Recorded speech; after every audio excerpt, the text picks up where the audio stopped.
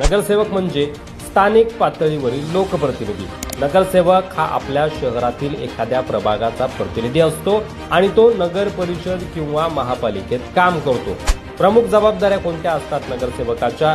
तर प्रभागातील रस्ते, गटार, पाणी पुरवठा, कचरा व्यवस्थापन यासारख्या मूलभूत सुविधांसाठी काम करणं, स्थानिक नागरिकांच्या समस्या ऐकून त्या नगर परिषद किंवा महापालिकेकडे मांडणं, नगर परिषदेच्या बैठकीत भाग घेऊन प्रभागाच्या विकासासाठी निधी मंजूर करणं आणि सरकारी योजना नागरिकांपर्यंत पोहोचवणं, जसं की प्रधानमंत्री आवास योजना असेल, पाणी पुरवठा योजना असेल। त्यानंतर सार्वजनिक उद्यानं, स्वच्छता मोहिमा, शाळा आणि आरोग्य केंद्रांचा विकास ही नगरसेवकांची मुख्य कामं असतात।